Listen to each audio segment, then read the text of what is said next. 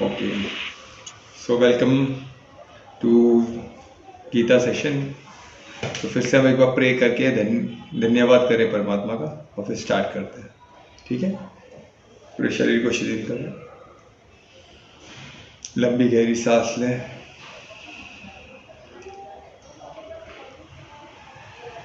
और अपने इष्ट को, अपने परमात्मा को याद करें, उनका धन्यवाद करें, कृतज्ञता व्यक्त करें कि आज हम फिर एक साथ मिल सके और गीता जैसे पवित्र ज्ञान का हमें सुनने मिल रहा है, हम समझने का मौका मिल रहा है, इसके लिए कृतज्ञता व्यक्त करें। और ऐसे ही हमारा गीता पाठ चलता रहे, इस ज्ञान में हम आगे बढ़ते रहे और आपकी ओर, आपके पर्पस में एज अ टीम बन के हम कार्य कर सकते। धन्यवाद, कृतज्ञता, धन्यवाद। हाथों का दर्शन करें, आपका बात। तो कल हम 21 तक किए थे, अध्याय 2 और श्लोक 21।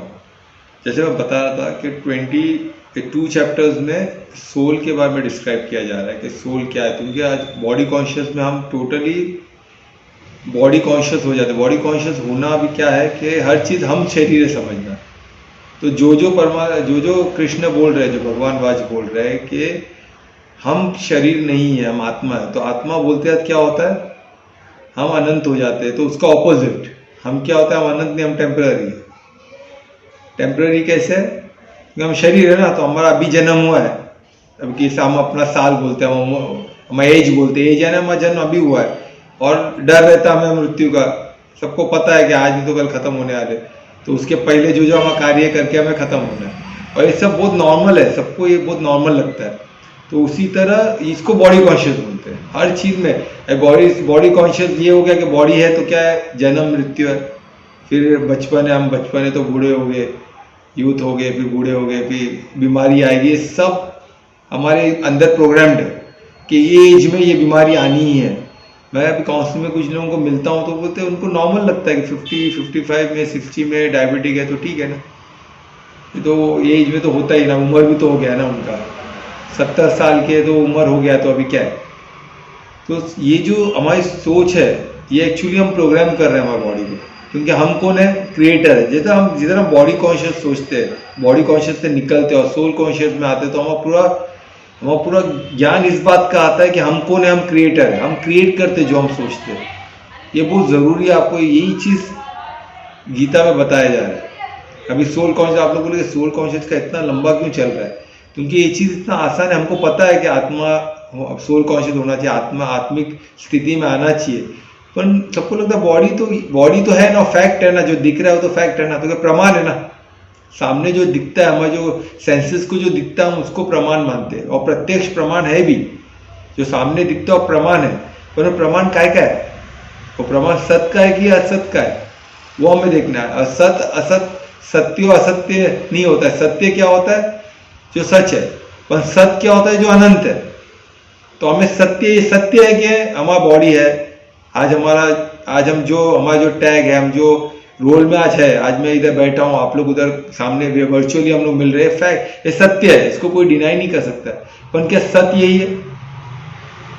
सत्य का मतलब होता है परमानेंट है कि हम सब आत्मा है, हम सब अनंत है, हम सब वी आर ट्राइंग टू वो सेंस में आना चाहते हैं, वो कॉन्शियस में आना चाहते हैं कि हम आत्मा है।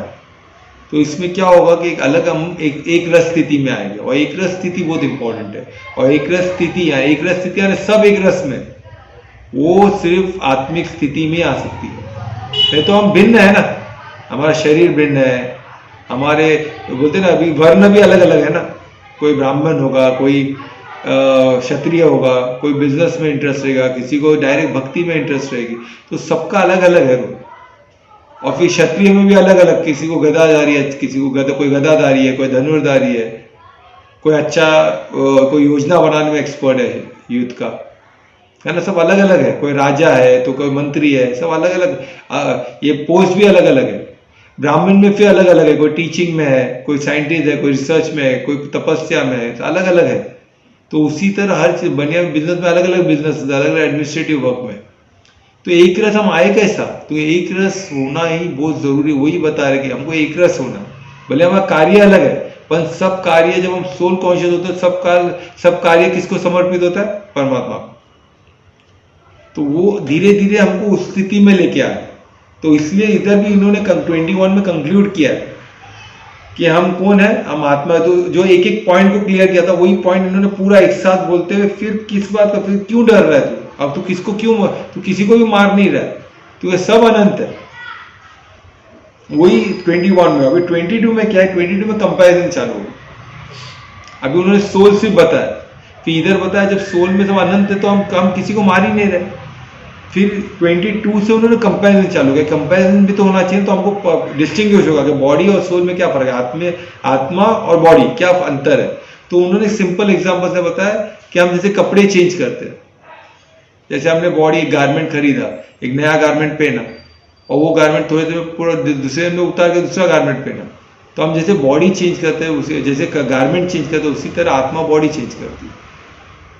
और बॉडी चेंज कैसे होता है, एक तो बॉडी नॉर्मली भी चेंज होते रहता है, ये भी हमको समझना है। एक तो हम सोचते हैं हमने बचपन से तो हम एक ही बॉडी में है क्या, ऐसा नहीं है। हम छोटे में कितने छोटे होते, हम बढ़ते तो बॉडी चेंज होते रहता है। हम पानी पीते तो ब्लड चेंज हो रहा है, हम खाना खाते तो अन्न से हम अन्न में कुछ बनते रह रहे, तो कुछ जो पुराना खाया वो निकलते रहता है। एक ही चीज रहेगा तो स्टैग्नेंट हो जाएगा और सड़ना चालू हो जाएगा। पर ये चेंज ही शाश्वत है, हर चीज चेंज ही परमानेंट है, कोई एक ही चीज नहीं रहता, कंटिन्यूस चेंज होते रहता है। यही सृष्टि का नियम है, इसमें चेंज ही परमानेंट है, चेंज होते रहता है। Everything is changing, everything is moving, everything is vibrating. ये चीज को समझना है, जब हमें समझेगा तो सब क्लियर हो जाएगा। हर चीज साइकिल में, तो उसी तरह बॉडी भी एक साइकिल में, पर जो उसको जो क्रिएटर है वो अनंत है, वो साइकिल में नहीं है, वो चेंजलेस है, वो फॉर्मलेस है, वो बिंदु स्वरूप है, इनफैक्ट छोटे से छोटा है। ये चीज को समझना। अभी आत्मा हो गया, फिर परमात्मा हो गया, अभी दो बिंदु है। तो इसको कितना ब्यूटीफुल, अभी आत्मा है और परमात्मा क्या है, परमात्मा है, सुपीरियर सोल, पर वो भी आत्मा ही है ना, उसको भी आत्मा ही बोलते हैं ना, यानी उसका भी कैरेक्टर तो सेम रहेगा, वो भी अनंत है, वो भी चेंज नहीं होते। तो फर्क क्या है, तो वो फर्क इसमें एक ब्यूटीफुल एग्जांपल से हम इसको जान सकते हैं। जिस तरह दो चिड़िया पेड़ पे बैठी है, पेड़ समझो बॉडी, दो चिड़िया पेड़ पे बैठी है, दोनों कॉन्शियसनेस में, सुप्रीम का सुपीरियर आत्मिक परमात्मा, तो परमात्मा तो सर्वव्यापी है ना, तो हमारे में भी है, हर सेल में है, सर्वव्यापी है तो हर सेल में। अभी वो सर्वव्यापी तो वो हमारे झाड़, हमारे बॉडी में भी है, तो वो एक चिड़िया समझो परमात्मा है, और दूसरी एक चिड़िया हम है जो आत्मा है, जो वो झाड़ में। पर हमारा फोकस क्या था, हम क्या करते हैं, हम फल की अपेक्षा करते हैं कि हमें क्या फल मिल रहा है। हम कुछ भी कार्य करते हैं उसमें फल हमको मिलता है ना, हमको कुछ ना रिटर्न में, कुछ भूख लगी तो कुछ खाने जाऊंगा, तो मैं कुछ कार्य करूँ तो मुझे खाना चाहिए, तो मैं खाऊंगा, अन्न में कुछ को खाना तो चाहिए नहीं, तो मैं न्यूट्रिशन पेड़ किससे लेता है, जैसा जमीन से लेता है, वैसा हम क्या करते हैं, पेड़ से कुछ को तोड़ के खाते हैं, पानी पीते हैं, जल पीते हैं। तो उसी तरह पेड़ क्या करता है, जमीन से जमीन से लेता है न्यूट्रिशन, सूर्य से कार्बन डाइऑक्साइड लेके ऑक्सीजन देता है दिन में। तो ये सब कार्य होता है, तो इसी तरह बॉडी भी कार्य कर रहा है। अन्न में कुछ क्या करता है, खाना खाता है, सब कार्य करते हैं, जॉब पे आते हैं, कोई बिजनेस करता है, अपने अपने वर्ण के हिसाब से काम करते हैं, ठीक है। तो ये सब कार्य करने के बाद हमको क्या फल की अपेक्षा करते हैं, और ये फल हम जब खाते हैं तब परमात्मा ये सब देख के एंजॉय करते हैं, वो खुद कुछ कंज्यूम नहीं करते। यही ब्यूटी है, परमात्मा एक साक्षी बन के, सिर्फ विटनेस बन के सिर्फ देखते हैं हमको, और हमारी खुशी में वो उनको बहुत खुशी महसूस होती है। जब हम खुश रहते हैं वो बहुत खुश होते हैं। तो ये एक बहुत ब्यूटीफुल चीज़ है, हमको ये समझना, परमात्मा हम जो भी कार्य करते हैं उसको विटनेस कर रहे हैं, वो देख रहे कंटिन्यूसली। ऐसा एक पल नहीं जाएगा कि उनको पता नहीं चलेगा हमने क्या किया। तो वो सर्वव्यापी है और सर्वज्ञाता है, वो उधर एग्जिस्ट भी करते हो और सब जानते भी है, ऐसा नहीं कैसे एग्जिस्ट करते। कभी कभी होता है ना, हमारे टीचर है क्लास में, वह है उधर खड़े, पर हम क्या कर रहे हैं उनको नहीं पता है, क्योंकि वो उधर है, पर वो सब कुछ को तो ही ना जानते हो, सर्वज्ञाता नहीं है ना। अपन परमात्मा सर्वव्यापी भी है, वो हम में भी है और सर्वज्ञाता भी है, वो हमको सब जाओ, सर्वशक्तिमान भी है, वो ही सब चलाते हैं, उनमें इतनी शक्ति वो सब मूवमेंट करते हैं। पर कैसे करते हैं? Through their law. उन्होंने लॉ बना के रखा हुआ, जैसे ग्रेविटेशनल एक लॉ है, भूमि आकर्षण बोलते हैं उसको, वो एक लॉ है, इलेक्ट्रिसिटी एक लॉ है, और कुछ लॉ हम समझ सकते हैं, कुछ लॉ हम नहीं समझ सकते, वो मल्टी डायमेंशन में काम करता है और सब एक दूसरे से जुड़े हुए, सब एक दूसरे में सिंक्रोनाइज। जब आत्मिक स्थिति में आते तो इस चीज को हम समझ सकते हैं, तो ये आत्मिक स्थिति का बहुत बड़ा फायदा है। पर चिड़िया भी क्या कर रही है, जो आत्मिक जो चिड़िया है वो सिर्फ अपने कार्य में व्यस्त है और फल की अपेक्षा कर रही है, उसका ध्यान ही नहीं है कि कोई हमें देख रहा है, क्योंकि आत्मिक स्थिति में है ही नहीं, वो बॉडी कॉन्शियस में, उसके पेड़ में सिर्फ जो फल लगे उसी में उसको इंटरेस्ट है। फल नहीं है तो दुखी है, फल है तो अरे वाह फल मिल गया तो खाते बैठे और एंजॉय कर रहा है, फल नहीं है तो दुखी है। तो वो भी परमात्मा सब साक्षी बन के सब देख रहा है, ये भी देख रहा है दुखी है मेरा बेटा, और ये भी देख रहा है कि वो सुखी है, और वो साक्षी ना, वो दुखी में वो नहीं दुखी होता है ना, आपकी खुशी में ना वो एकदम ज्यादा खुश होता है, मैं बड़ा खुश है, मेरा नहीं, उनमें मेरा नहीं है, वो सिर्फ खुश है, वो साक्षी बोल के देख रहे हैं। आप खुश हो, देख, आप खुश होते हुए देख रहे हैं, आप दुखी हो तो आपको दुख होके दे रहे हैं, आपको कहा ना कहा ज्ञान देना चाहते हैं, पर आप कनेक्ट नहीं होते। कनेक्शन से क्या होगा कि आपको पता चलेगा कि एक साक्षी है, तो आपको साक्षी बनना है। अब इसका इक्वेशन को चेंज कर देना है। इक्वेशन को क्या चेंज करना है? आपको भी साक्षी बनना है। वो कैसे बनोगे?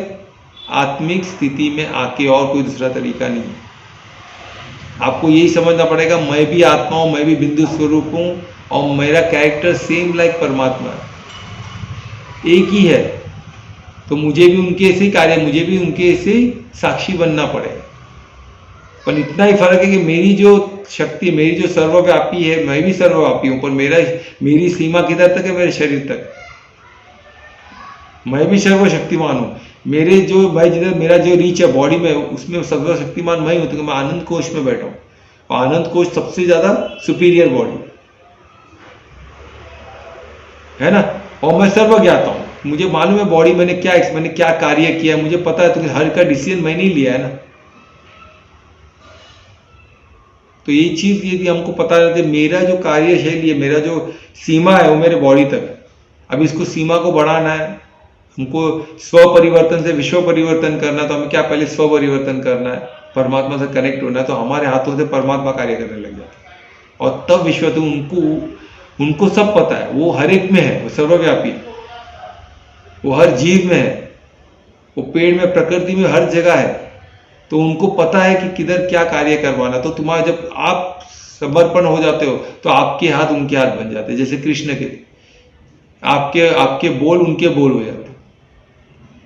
इसलिए तो अर्जुन ने वो चीज देख लिया कि डिविनिटी है कृष्ण में, इसलिए वो लड़ रहे, नहीं तो भी उनको अपना सारथी बनाया। इतना बड़ा महायुद्ध उनके लिए, तो उनको अगर वो हारते तो उनकी मौत ही थी ना, हारते तो उनके लिए लिव एंड डाई का सिचुएशन था।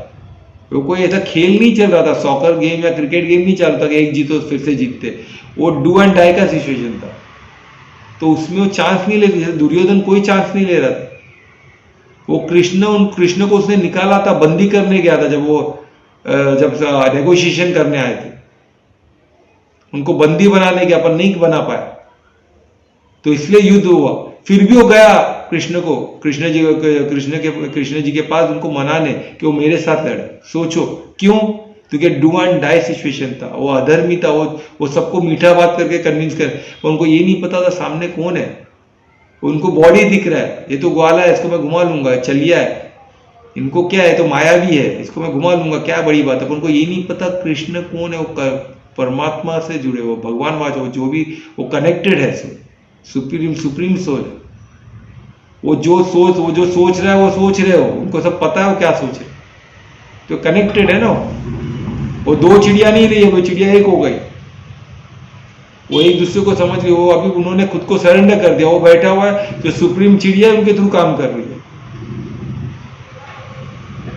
तो ये इसमें बता रहे कि हमको क्या करना है, दो चिड़िया, हमको कर्ता भाव से निकलना है। उसका क्या मतलब होता है? कर्ता भाव। जब हमको ये लगता है मैं कर रहा हूं, मैंने कमाया, मैंने बच्चों को बड़ा किया, मेरा बच्चा, ये मेरा सब बर्बाद कर देता है। ये कर्ता भाव से निकलना है कि मैं कुछ नहीं कर रहा हूं, सब परमात्मा करा रहे हैं मुझसे, मैं समर्पित हूं उनको। हमको एक सेकंड के बाद का नहीं मालूम क्या होने वाला है, तो हम क्या करेंगे? हम कुछ नहीं कर सकते। हम इतना आगे का इतना बड़ा बड़ा प्लान कर लेते। प्लानिंग करना है, प्लानिंग करने में कोई मना ही नहीं है, पर परमात्मा को साथ में लेके करना है। उनकी प्लानिंग में उनकी प्लानिंग हमारी प्लानिंग होनी चाहिए। ये नहीं हमारी प्लानिंग को उनको बता, उनकी प्लानिंग बना दे। ये नहीं हम मंदिर जाते हैं, परमात्मा को याद करते हैं, पर क्या करते? मांगते रहते। क्या मांगते? जो हमने प्लान की योजना हम बना रहे कर्ता भाव से। हम चाहते हैं परमात्मा उसमें हमारी मदद करे। कैसे पॉसिबल है? वो सर्वज्ञाता है, वो सब योजना करता है, वो पूरे सृष्टि का क्रिएटर वो है, परमात्मा है। उनको पता है उनको क्या करना है, तो हम उनकी टीम है ना, हम उनके अंडर है, तो हम उनसे सुनेंगे भाई आपको क्या करना है, वो हम करते हैं। हम आप बोलेगे मैं जो करता हूँ बता, अभी आप किधर जॉब कर रहे हो फॉर एग्जाम्पल, तो आप ओनर को, जो आपके ओनर को बोलोगे क्या मेरे को ये करना आप करो, फिर हो गया आप नहीं कर रहे तो मैं क्या करूं? अरे भाई आपको ऑर्डर उनसे लेना है, आपको देना नहीं है। ये दिमाग में क्लियर जब होना चाहिए कि हम कौन है, हम उनसे हम उनके अंडर में, हम उनकी टीम है, उनसे हमको ऑर्डर लेना है, उनको ऑर्डर नहीं देना है हमको। वो परम पिता परमात्मा मास्टर क्रिएटर है, वो सच्चिदानंद है, वो सर्वज्ञाता है, सर्वव्यापी है, सर्वशक्तिमान है। उसके सामने हम क्या? हमारी शक्ति सीमित है, हमारी बॉडी को, पर हमारी बॉडी को हमको क्या करना है, हमारे हाथ से क्या होना है वो डिसाइड करेगा। हम तो नहीं, हमको उन्होंने दिया है ना कार्य। ये ह्यूमन बॉडी दिया जो सर्वश्रेष्ठ क्रिएशन है परमात्मा का, सबसे बेस्ट क्रिएशन कोई दुनिया में तो ह्यूमन बॉडी जो हम समझ सकते हैं। अब तो हम जो समझ सकते हैं उस हिसाब से ह्यूमन बॉडी सर्वश्रेष्ठ है। अब इससे हमको आगे बढ़ना है, इससे पीछे नहीं जाना। हम जानवर लोग की तरह बिहेव नहीं कर सकते। हमको मालूम है जानवर से ज्यादा श्रेष्ठ शरीर, श्रेष्ठ क्रिएशन ह्यूमन बॉडी है ना, ये तो हमको पता है ना, क्योंकि हम जानवर तो ना सोच सकते हैं, समझ सकते हैं, बात कर सकते हैं, कुछ नहीं कर सकते। हम सब कर सकते हैं, हमने एटलीस्ट हम जो चीज आसपास देखते उससे तो हम सर्वशक्ति में सर्वश्रेष्ठ है। तो हम क्या उतना वैसे बिहेव करते हैं? आपको ये सब चीज सोचते हैं ना, हम कई जानवरों जैसा तो नहीं बिहेव कर रहे। वैसे लड़ना झगड़ना, वैसे बॉडी कॉन्शियस में आना, वैसे रिएक्ट करना, किसने मारा तुरंत उस पर झपट गए, नेगोशिएशन कुछ है ही नहीं, तो ऐसा नहीं है। और डिसीजन कुछ है नहीं, धर्म के बारे में कुछ बात ही नहीं है, ज्ञान के बारे में कुछ बात ही नहीं है। बस मेरा मैं, मेरे साथ ऐसा किया, वो बोलेगा मेरे साथ ऐसा किया, बोला तेरे को कुछ नहीं आता, बोलेगा तेरे को कुछ नहीं आता। अरे भाई ऐसे नहीं होता है। जब हम सोल कॉन्शियस होते तो हमें क्लियर होता है कि हम कौन है। और यही चीज इसमें डिफ्रेंशिएशन करा रहे किधर से? 22 से, कि क्या डिफ्रेंशिएशन में फिर घड़ी घड़ी बता रहे कि वो सिंपल चीज बता रहे, वही चीज रिपीट है। पर जैसे कि आप अभी जैसे हम डरते हैं, बॉडी कॉन्शियस होते हैं कि हमको कुछ हो जाएगा, तो वो बोलते हैं बॉडी को वेपन काट सकता है ना, पर सोल को नहीं काट सकता। वेपन से किसको खतरा है? बॉडी को खतरा है। कोई भी वेपन से खतरा है तो वेपन बॉडी को खत्म कर सकता है, सोल को नहीं खत्म कर सकता। उसी तरह उसको जला है, तो कोई बोलेगा कि मेरे को कोई जला दिया तो अग्नि तो अग्नि से शरीर को जल सकता है, पर आत्मा नहीं जल सकती। पूरा शरीर जल जाएगा तो भी आत्मा नहीं जल, क्योंकि वो अति सूक्ष्म है, उसको फायर भी नहीं जला सकता। इतना सूक्ष्म है वो, इतना सटल है आत्मा, वो जल भी नहीं सकता। फिर उसको पानी भिगा देगी, पानी में डूब हो जाएगा, आत्मा डूब सकती है। वो आत्मा पानी के मॉलिक्यूल से भी छोटा है, पानी के एटम से भी छोटा है। तो कौन सा पानी उसके लिए एग्जिस्ट ही नहीं करता। वो तो पानी के एटम उसको क्या भिगाएगा? तो पानी के एटम से भी छोटा है, तो पानी उसको भिगा नहीं सकता, उसको वायु ड्राई नहीं कर सकता, क्योंकि वो वायु के एटम से भी छोटा है। तो आप सोचो, उसको कुछ भी, वही उनको बता तू किस बात के लिए डर रहा है, घड़ी घड़ी उसको बता रहे तू डर मत, तू उठ, अपने कार्य में लग। वैसे ही श्लोक 24 में भी ऐसे डिस्क्रिप्शन चल, उसमें भी बोलते हैं हम इनसॉल्युबल है, हम किसके साथ मिल नहीं सकते। बोलते ना, तो दो पदार्थ मिल गई तो एक हो जाती है। तो आत्मा किसी दूसरे के साथ मिलके एक नहीं हो सकती है, वो इंडिपेंडेंट है, वो मिक्स नहीं होती है, वो सॉल्युबल नहीं है, किसके साथ मिक्स नहीं हो जाएगी।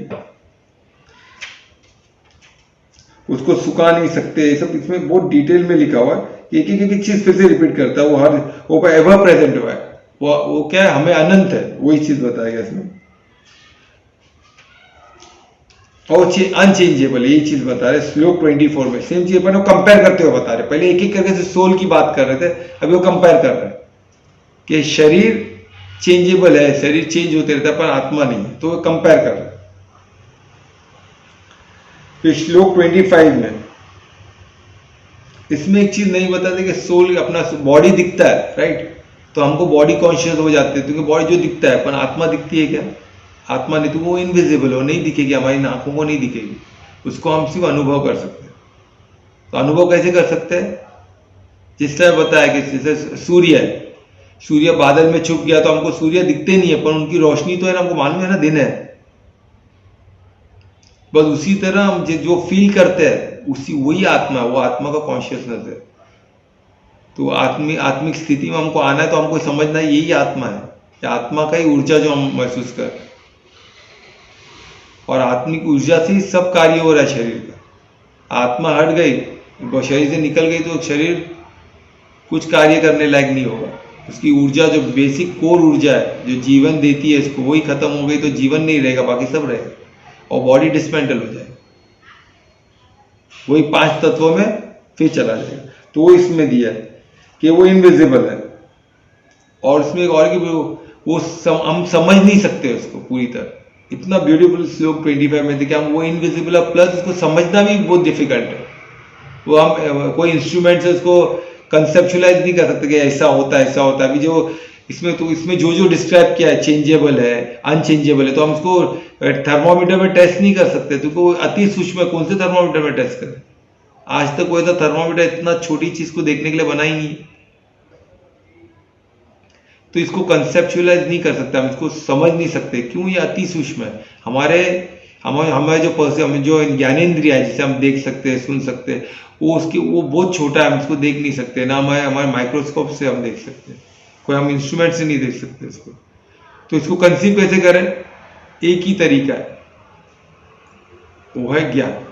आपको ज्ञान हमें क्या से मिलता है? वेद, पुराण और गीता से, हमारे शास्त्र से। उसी से हम इसको समझ सकते हैं। वही एक हमारे पास तरीका है आत्मा को समझने, और दूसरा कोई तरीका नहीं है। और एक तरीका है योग से, योग बल से। अब योग बल तो पहले हम तपस्या करें, समझ ज्ञान में आके फिर तप करेंगे तो हमें योग बल आएगा ना, तो इसलिए पहले सबसे फर्स्ट स्टेप है कि हमको जो हमारे पूर्वज है, जो ऋषि मुनि, उन्होंने जो तप करके जो लिख के गया है, उसको प्रमाण मानना। जैसे बताया प्रत्यक्ष प्रमाण है, तो ये जो हमारे शास्त्र है, सब हमारे लिए प्रमाण है। इसको प्रमाण मानना जरूरी है। अगर इसको प्रमाण नहीं मानेंगे तो हम कैसे जिएंगे? नहीं जी सकते। हर चीज जीरो से समझ नहीं आएगा तो ये जीवन कम पड़ जाएगा। तुमको वेद पुराण को एक ऋषि ने नहीं लिखा है, वेद पुराण के ज्ञाता कौन है हमें नहीं पता है। तुमको किसी एक का कार्य नहीं हो, पीढ़ी की पीढ़ी खप गई उसमें। वेद पुराण को तब कितने लोगों ने तो एक प्रयोग करते करते उनका जीवन चला गया है, यानी उनका शरीर खत्म हो गया है। फिर उन्होंने अपने शिष्य ऐसा करते करते करते पूरा वेद पुराण बना। और पहले तो लिख नहीं सकते थे, तो गुरु प्रथा गुरु से शिष्य ऐसी चलती आई। फिर बाद में जब लिखना हुआ, जब लैंग्वेज तैयार हुआ, जब लिखना आरंभ हुआ, तब जाकर उसको कंपाइल करके वेद पुराण बनाया गया। तो इसके ज्ञाता कौन है अभी तक नहीं पता, पर इसका सार जो है एकदम इजी फॉर्म, ऐसा बोले ना अभी जैसा मैं बताया था, वेद पुराण कैसे सोने की खान है, उसको समझने के लिए हमको बहुत मेहनत है उसको वैसे है कि हमको खान में जाना है, सोना निकालना है, उसको गोल्ड को उसमें से प्यूरिफाई करना है, फिर उसका ऑर्नामेंट बनाना है, फिर पहनना है।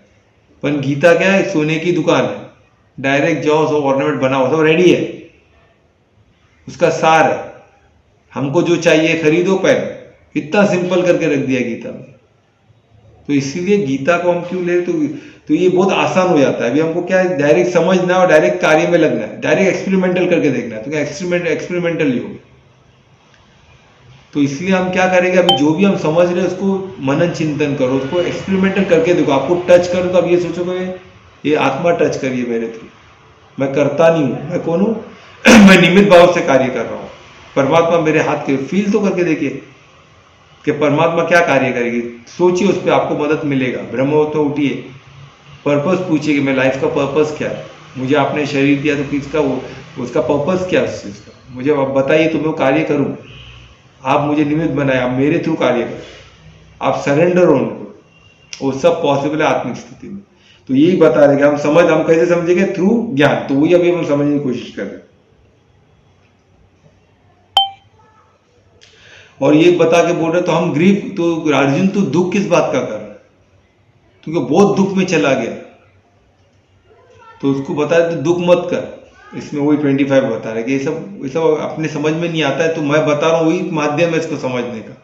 अब तुम्हें विश्वास कर, इसको समझ, मुझ पर सरेंडर कर, और तो इस पर ग्रीफ अभी रोना धोना बंद कर, दुख में से बाहर निकल, विषाद से बाहर निकल, क्योंकि तुम उससे कनेक्ट हो गया, तो मैं तुझे ज्ञान दे रहा हूँ। और विषाद योग क्या है, वही वो विषाद से बाहर निकलना।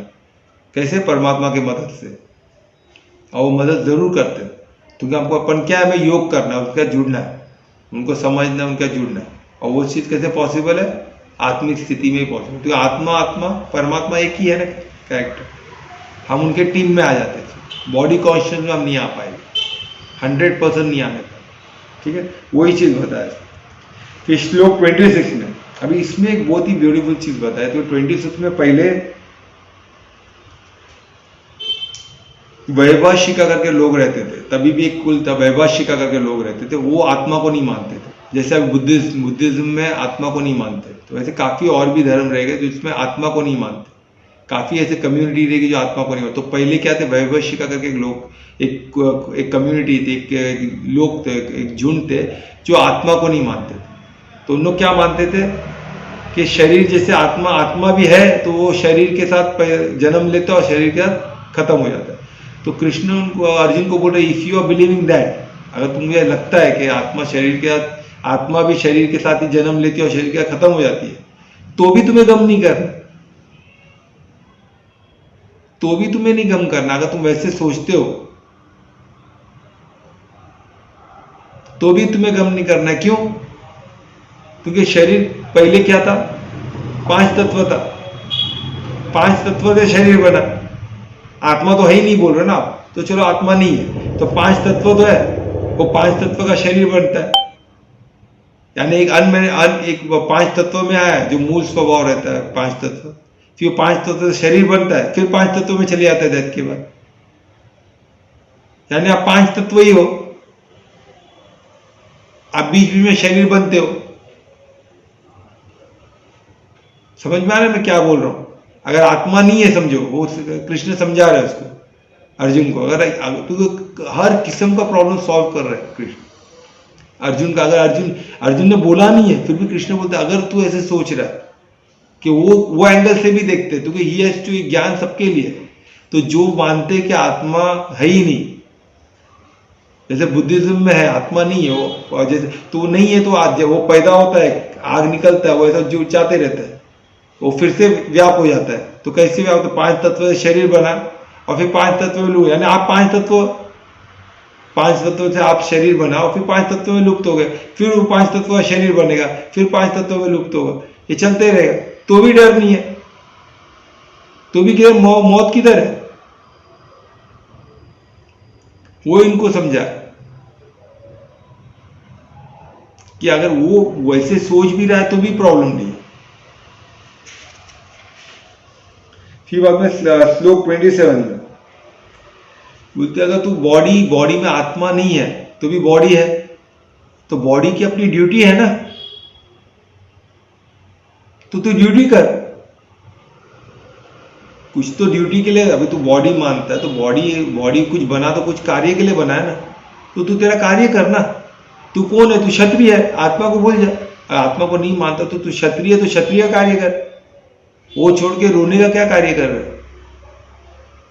तू एक क्षत्रिय परिवार को बिलोंग किया है, तूने पूरा शिक्षण गुरु क्षत्रिय का लिया हुआ, ते गुरु से द्रोण से तूने क्षत्रिय बने, क्षत्रिय का पूरा तूने सीखा है ना, जो स्किल यू हैव बीन।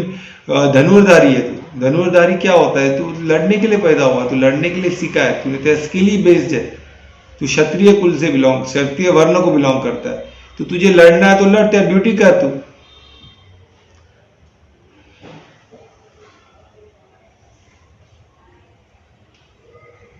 तो यही एबिलिटी जो है वो एबिलिटी पे फोकस कराते हैं कि अभी तुम्हारी एबिलिटी लड़ने की है, जो तुम कर सकते हो वो चीज़ पे फोकस करो।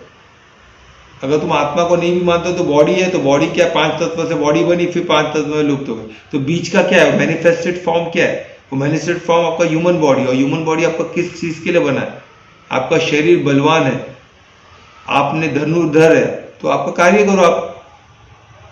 फिर इतना दूर दूर का क्यों सोच रहे हो। तो ये गेटिंग, तो श्लोक 27 में उस पर फोकस किया गया कि आप फोकस करो आपके कार्य में, आपकी एबिलिटी जो है वो उस चीज को आप पूरा ज्ञान आपने उसका लिया हुआ है, तो वो कार्य को आप करो, आपकी ड्यूटी को करो, ड्यूटी से भागो मत, तो भी आपका नाम खराब हो। जो इंसान ड्यूटी नहीं करता उसको क्या बोला जाएगा।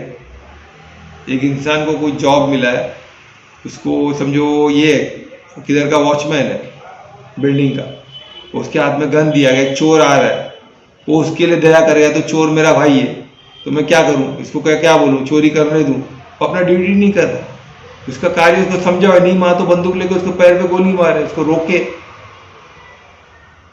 नहीं तो ड्यूटी में फेल होगा उसको निकाल देंगे ना, कोई भी रखेगा क्या उसको। तो उसी तरह now Krishna is telling to, अगर तू ऐसे सोचता है तो you have to focus on your duties. और यू आर अ क्षत्रिय, आप क्षत्रिय हो तो क्षत्रिय धर्म का पालन करो। तो यहाँ हम कौन से सिस्टम है, वर्ण आश्रम सिस्टम में, जहाँ हमको वर्ण है, हमारा एक का वर्ण है, एक का ड्यूटीज है, तो वो आप फॉलो करो, है ना। तो वही बता रहे। अभी 20 श्लोक में हम आए।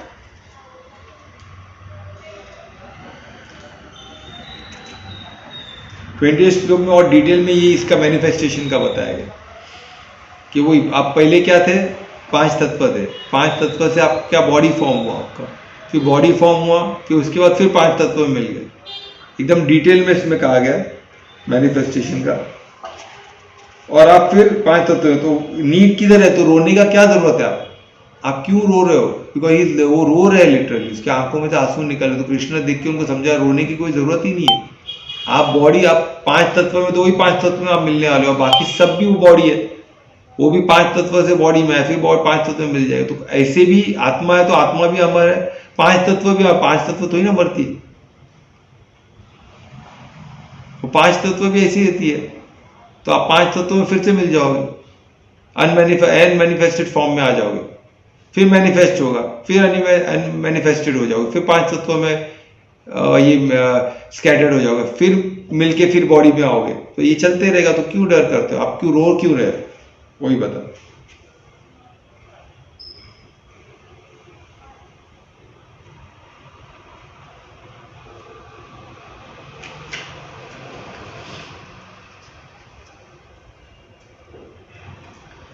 तो वही बता रहे कि इसमें हो गया सेकेंड श्लोक 29 में,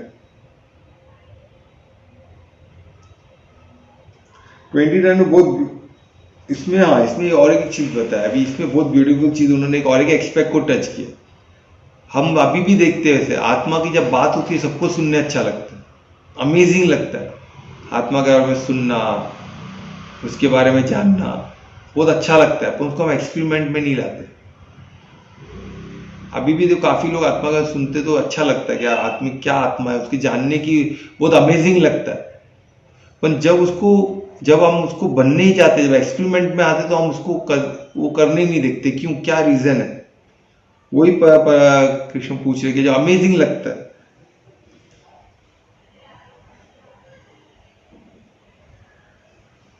और अमेजिंग लगता है पर इसको अंडरस्टैंड नहीं कर पाते क्या रीजन है।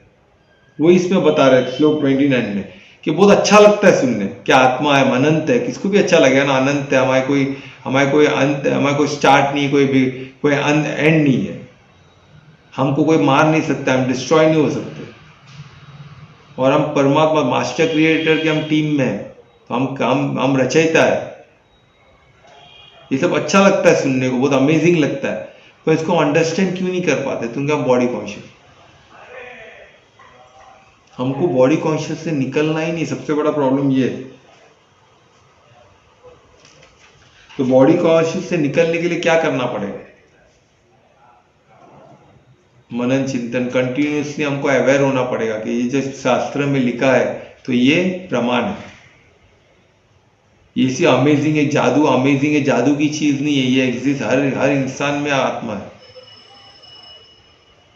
और एक परमात्मा है जो पूरा सृष्टि का जो सर्वज्ञात है, हम उसकी माइक्रो फॉर्म है जो हम बॉडी में है, और इस बॉडी के इकोसिस्टम के हम रचयिता है, इसके हम मेंटेन, इसके हम ड्राइवर है। ये बॉडी जो अगर कार के हिसाब से सोचो तो कार के हम ड्राइवर है, और ये बॉडी की कार किसको बिलोंग करता है? परमात्मा को बिलोंग करता है।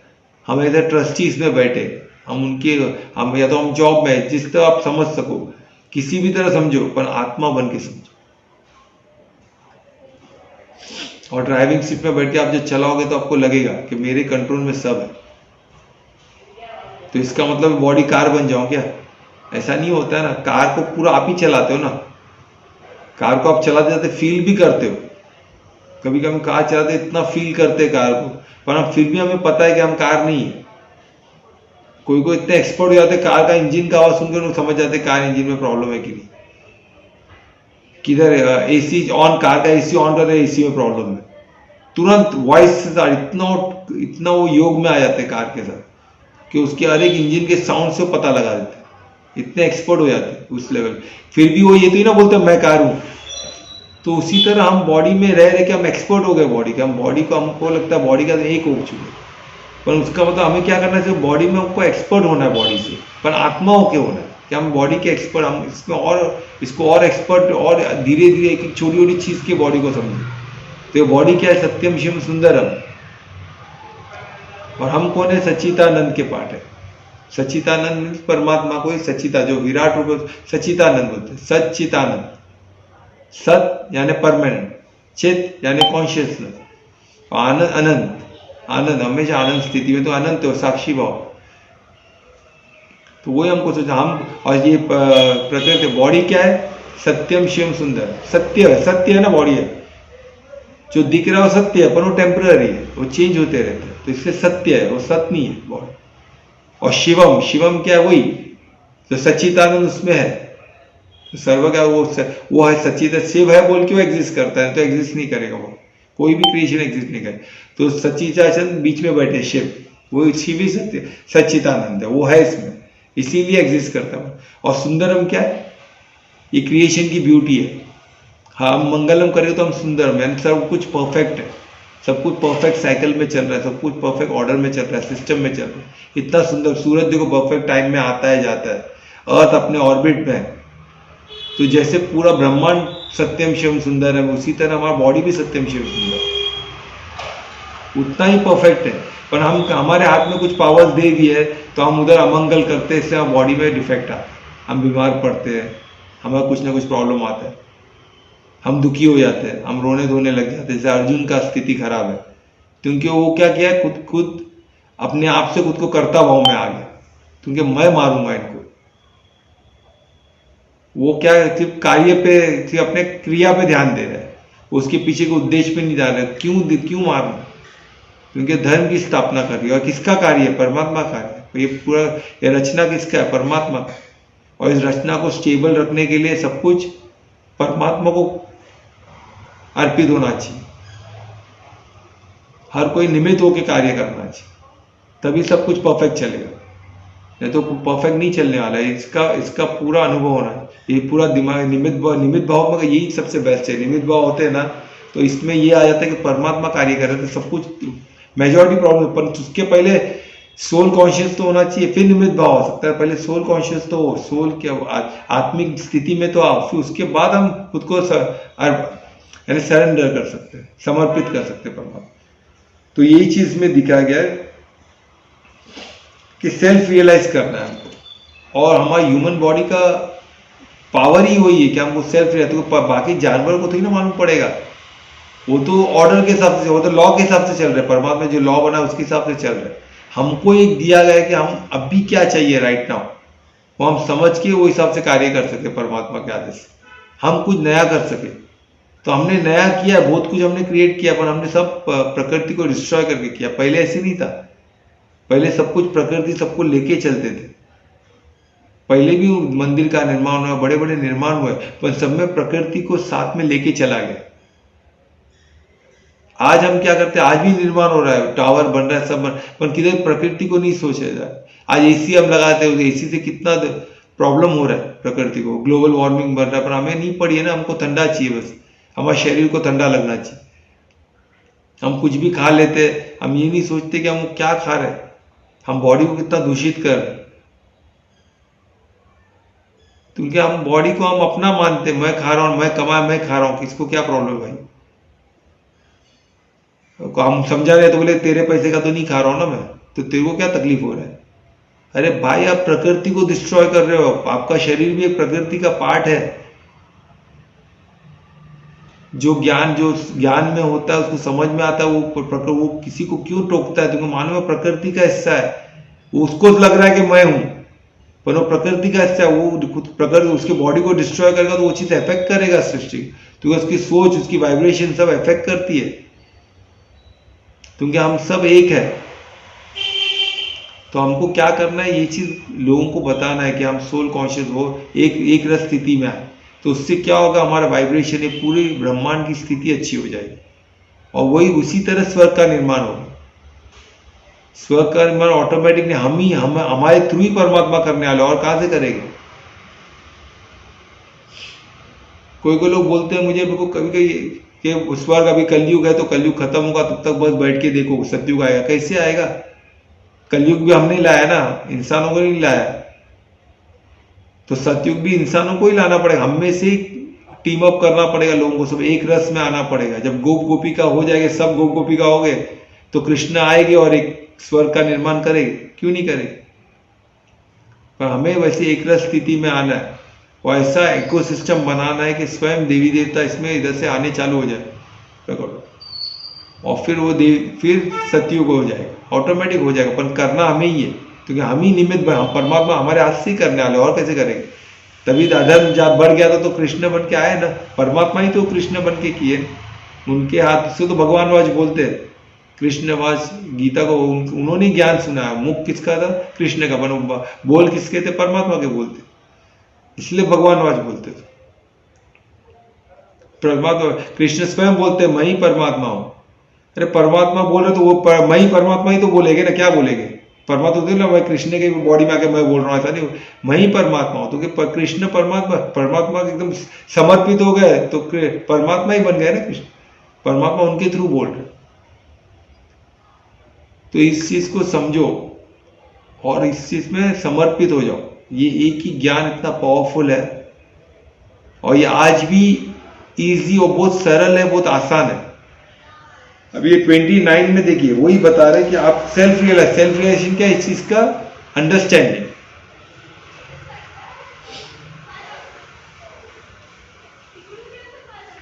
यही हो रहा है इसमें, यही बताया गया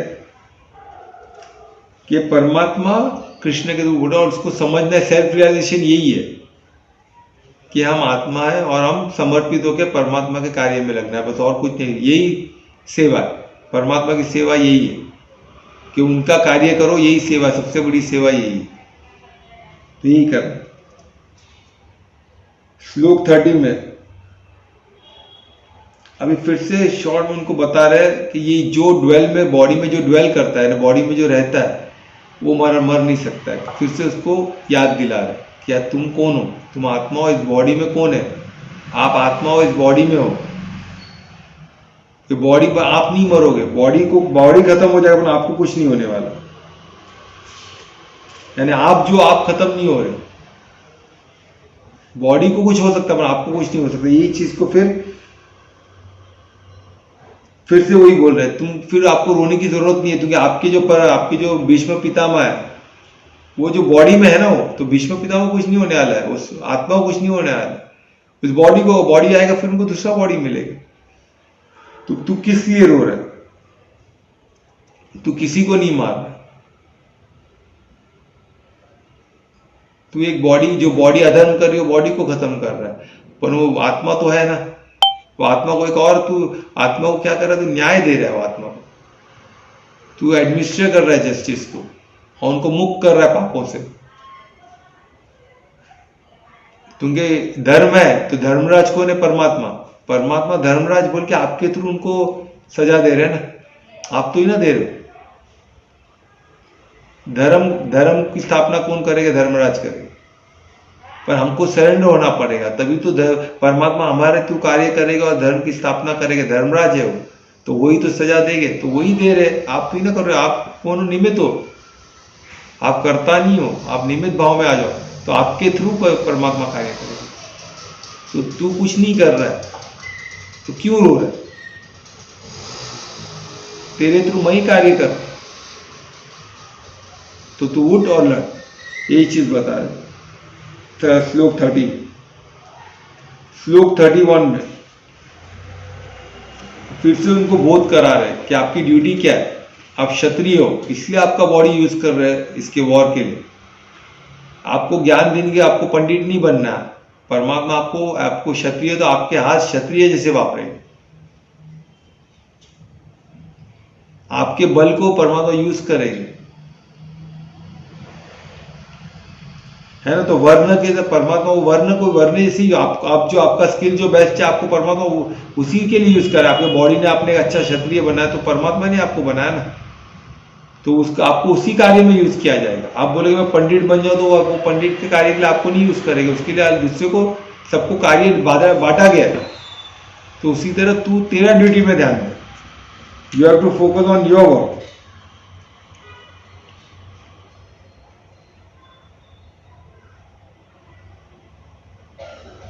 और सबसे बेस्ट आज तेरे को कुछ करना है तो तेरे को ये लड़ना है।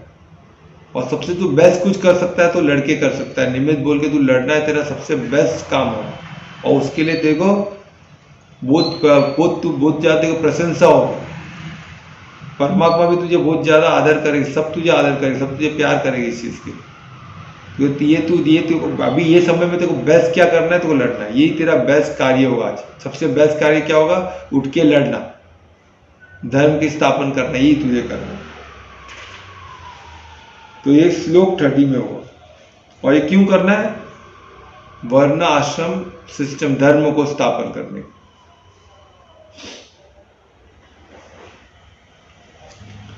तो श्लोक 32 में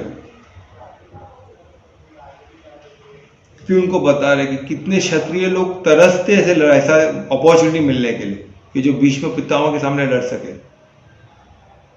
होता है ना, जैसे स्पोर्ट्स में अभी जैसे तेंदुलकर है, तो कितने बॉलर्स लोग को तेंदुलकर को बोल्ड करने मजा आता है।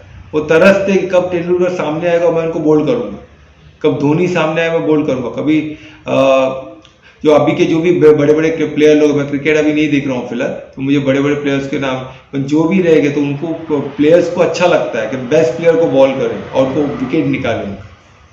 तो उसी तरह वो तो ही ना, कोई बॉलर तो ही ना, बड़ा प्लेयर तो उसको बोले 6 मार भाई, तू बहुत बड़ा प्लेयर है, मैं इजी बॉल देता हूँ तो 6 मार, ऐसा उसको आउट करने देखेगा और वो ही इसको बड़ा मानता है। स्पोर्ट्स में ऐसे ही होता है ना कि क्रिकेट एक बहुत वर्ल्ड का बेस्ट बैट्समैन कर रहा है, तो बॉलर के दिल में क्या रहेगा? मैं जाऊं और उसको आउट करूं। वो उसको मानता है बेस्ट बैट्समैन, और उसका इच्छा क्या है कि उसको जाके क्लीन बोल्ड करे। उसी तरह एक बेस्ट बैट्समैन का क्या रहेगा कि वो बेस्ट बॉलर है, तो मैं उसको 6 मारूं, उसके हाथ में आउट हो जाऊं तो ही ना कोई सोचेगा। तो उसी तरह एक बेस्ट क्षत्रिय क्या, तो उसको अपॉर्चुनिटी मिला ना कि वो किनके साथ लड़ रहा है? कर्ण के साथ लड़ेगा, भीष्म पितामह द्रोण के साथ, बड़े तो उनको हरा के दिखाना चाहता है ना कि I am the best player, मैं बेस्ट क्षत्रिय हूं। तो ये बहुत बड़ी अपॉर्चुनिटी है, वही कृष्ण बता रहे हैं। ऐसे अपॉर्चुनिटी सब क्षत्रिय लोग ऐसे अपॉर्चुनिटी चाहते हैं कि बेस्ट धनुर्धर से लड़े। और उसको द्रोण ने बताया कि वो सब दुनिया का सबसे बड़ा धनुर्धर है। तो ये प्रूव करने का यही तो मौका है। अभी ने गुरु ने बोला है तुझे, पर तू प्रूफ किधर किया? कर्ण से तो युद्ध हुआ ही नहीं। कर्ण भी खुद को सबसे बड़ा धनुर्धर बोलता है, भीष्म पितामह भी सबसे बड़े धनुर्धर है, द्रोणाचार्य स्वयं बड़े धनुर्धर। तो दुनिया का सर्वश्रेष्ठ धनुर्धर हुआ कैसे? तो ये अपॉर्चुनिटी है तेरे को, जो तेरे गुरु ने बोला कि मैं तुझे सर्वश्रेष्ठ धनुर्धर बनाया, उसको प्रूव करने का। इनको हरा और प्रूव कर कि तेरे गुरु ने सच्ची तेरे को सर्वश्रेष्ठ धनुर्धर बनाया। उनको खुशी होगी, भीष्म पितामह को खुशी होगी।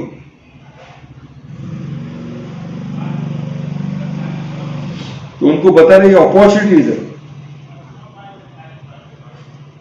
तो इसको इसको हासिल करो, ये तू इनको मारने दे, तू जीतने दे, तेरे को कुछ अच्छा मिलने वाला, पाप नहीं लगे। जैसा पहले बोलता ना मुझे पाप लगेगा, ये तो पाप है, ये पाप नहीं है, तू तो धर्म की स्थापना के लिए लड़ रहा है। तेरा जो भाव है बहुत उत्तम है, तेरा जो उद्देश्य है बहुत उत्तम है। और जब कर्म उद्देश्य अच्छा होता है, क्रिया तो एक तरीका है, पर इंपॉर्टेंट क्या है, उद्देश्य और भाव। उद्देश्य क्या है, धर्म की स्थापना। भाव क्या है, मैं निमित्त होकर कर रहा हूं, मैं परमात्मा का टीम में हूं, मेरे थ्रू परमात्मा कार्य कर रहे हैं, मैं निमित्त भाव में कार्य कर रहा हूं। तो दोनों सही हो गया तो उनको बेस्ट ऑफ द बेस्ट चीज ही मिलेगी। ठीक है, तो श्लोक 32 में था, बहुत प्यारा श्लोक है। और श्लोक 32 में और डिटेल में बताया,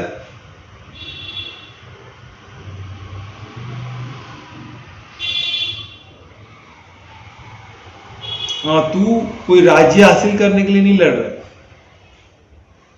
तू धर्म स्थापन के लिए लड़ रहा है। वही चीज अलग अलग तरीके से जो डीप जाए इंसान को, अलग एक ही चीज को अलग अलग तरीके से बोले तो इंसान समझ में आता है, उससे अलग अलग तरीके से बता रहा है।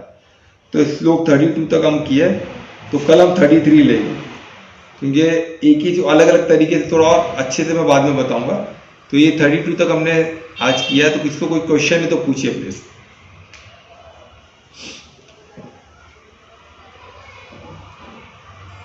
कुछ भी क्वेश्चन होगा पूछिए, क्वेश्चन में क्या और थोड़ा क्लैरिटी मिलती है, क्योंकि क्वेश्चन क्या होता है आज के प्रॉब्लम का होता है ना, तो हम रिलेट करके थोड़ा कोशिश करेंगे और क्लैरिटी मिले लोगों को। किसी को क्वेश्चन होगा तो प्लीज पूछिए।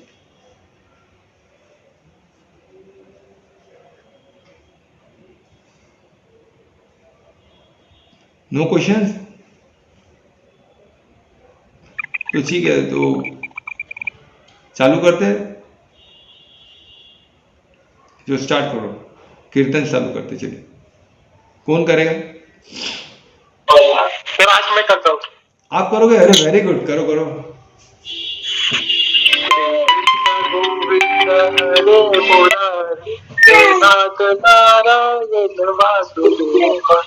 श्री कृष्ण गोविंद हरे मुरारी, श्री कृष्ण गोविंद हरे मुरारी, हे नाथ नारायण वासुदेव। बहुत अच्छे, जय श्री कृष्ण। जय श्री कृष्ण। जय श्री शुभरात्रि। बहुत अच्छा लगा ध्रुवेश, थैंक यू फॉर करने के लिए। ध्रुवेश सर ने तो हमें सरप्राइज दे दिया। हाँ सरप्राइज दे दिया, वेरी गुड, बहुत अच्छा सरप्राइज, बहुत प्यारा सरप्राइज। हरे कृष्णा। हरे कृष्णा। सारे गोपियों को हरे कृष्णा।